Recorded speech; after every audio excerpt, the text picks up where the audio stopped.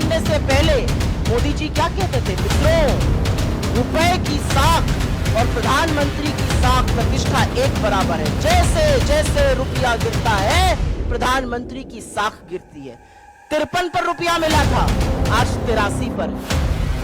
कहते हैं हम सबसे सस्ता तेल बुला रहे हैं, ले रहे हैं, खरीद रहे हैं रशिया से। तो महानुभाव, हमारा पेट्रोल और डीजल का दाम सस्ता क्यों नहीं हो रहा?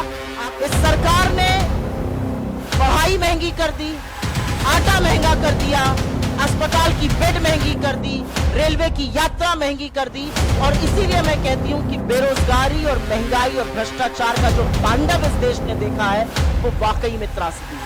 इस सरकार की यह असलियत है कि इनकी नाक के नीचे से, क्या वो ललित मोदी हो, क्या वो नीरव मोदी हो, क्या वो मेहुल चोकसी हो, क्या वो विजय माल्या हो, करोड़ों का चूना लगाकर पैसा लेकर इस देश का भाग गए और ये सरकार कुछ नहीं कर पाई, आज भी हाथ पर हाथ धरे बैठी है। इस सरकार के भ्रष्टाचार का ये आलम है कि 11 लाख करोड़ बट्टे खाते में अमीर आदमियों के लिए डाल दिए गए, लेकिन किसानों के कर्जे माफी पर नाक मुंह सिकोड़ने लगते हैं। मैं आर्थिक मुद्दे पर ही अपनी बात केंद्रित रखूंगी, क्योंकि आर्थिक बदहाली जो इस देश ने पिछले 9 साल में देखी है, वो त्रासदी बनकर उभरी है। क्योंकि 76 साल आजादी के बाद 9 साल एक अहम हिस्सा होता है उसका, और उस अहम हिस्से में बेरोजगारी का, महंगाई का, भ्रष्टाचार का वो तांडव देखा है इस देश ने, और जो छुपाने की उसको कोशिश करी है, वो वाकई त्रासदी है। आज असलियत यह है, अगर सरकार की ओर से ही देख लीजिए, सरकार का सबसे बड़ा दावा क्या है? सीना ठोककर बोलते हैं हम यूके के आगे की इकोनॉमी बन गए। दावा यह है, असलियत क्या है? यूके की एवरेज परचेजिंग पावर कैपेसिटी जो है वो $50,000 है, हमारी $7,000 है। तो जब झूठ भी बोलते हैं तो इतना लंबा बोल जाते हैं कि अपने आप ही अपने बनाए हुए चक्रव्यूह में फंस जाते हैं। सीना ठोक करके एक अपना दावा और करते हैं 9 साल का। क्या कहते हैं?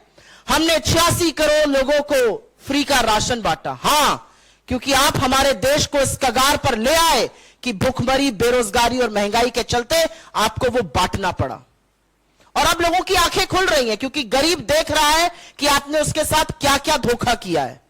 लेकिन अगर निष्पक्ष तरीके से एक बात देख ली जाए, तो जिस प्रधानमंत्री ने 9 साल पहले आज के दिन प्रधानमंत्री बनने से पहले कहा था मैं 2 करोड़ रोजगार साल के दूंगा, अभी तक तो 19 करोड़ रोजगार बन जाने चाहिए थे, उस प्रधानमंत्री को 71,000 वो चिट्ठियां बांटनी पड़ती है जो डाकिया घर लेकर जाता था।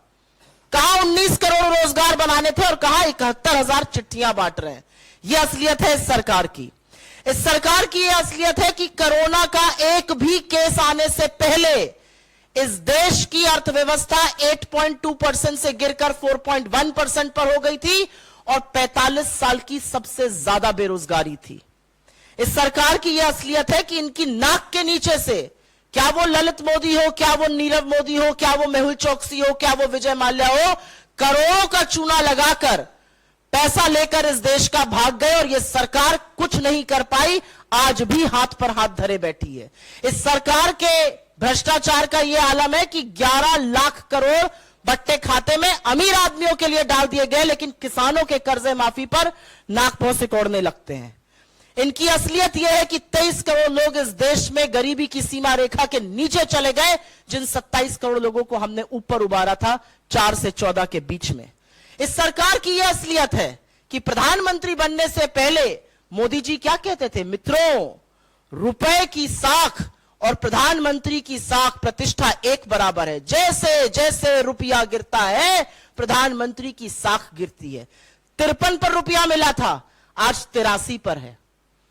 कहते हैं हम सबसे सस्ता तेल बुला रहे हैं, ले रहे हैं, खरीद रहे हैं रशिया से। तो महानुभाव, हमारा पेट्रोल और डीजल का दाम सस्ता क्यों नहीं हो रहा? आखिरी बार दाम सस्ता कब हुआ था, यह देश की जनता जानना चाहती है। इस सरकार ने पढ़ाई महंगी कर दी, आटा महंगा कर दिया, अस्पताल की बेड महंगी कर दी, रेलवे की यात्रा महंगी कर दी। और इसीलिए मैं कहती हूं कि बेरोजगारी और महंगाई और भ्रष्टाचार का जो तांडव इस देश ने देखा है, वो वाकई में त्रासदी है। कर्नाटक ने एक संदेश दिया और वो संदेश भाजपा ना पढ़ना चाहे तो हमारे लिए बहुत अच्छा है, लेकिन संदेश ये है और संदेश बड़ा है और एक के बाद एक नए नए सर्वे आप लोगों के टीवी चैनल के माध्यम से अब सामने आ रहे हैं। इस देश के सामने मूलतः 3 समस्या है: बेरोजगारी, महंगाई और निरंकुश भ्रष्टाचार। अडानी पर एक शब्द नहीं बोलेंगे। बेरोजगारी की बात करो तो पकौड़ा तलने की हिदायत देंगे, पकौड़ा भी तल लेंगे साहब, लेकिन जो गैस का सिलेंडर 400 पे मिलता था उसको भी आपने 1200 कर दिया है। आटे पर भी आपने जीएसटी लगा दिया है, सरसों के तेल को 90 से 250 पहुंचा दिया है। और महंगाई की बात करो तो सरकार खड़े होकर कहती है हम तो जी लहसुन प्याज ही नहीं खाते। आप मत खाइए, लेकिन लोगों की थाली में प्रहार मत करिए।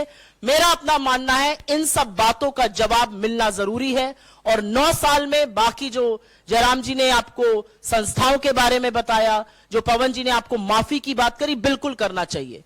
मेरा तो एक चैलेंज भी है और एक गुजारिश भी है। महोत्सव मनाना चाहिए सरकार को 9 साल का, महोत्सव मनाना चाहिए अपनी नाकामी के 9 सालों का। और लगे हाथ प्रधानमंत्री महोदय एक प्रेस वार्ता जरूर कर दें बिना टेलीप्रॉम्प्टर के।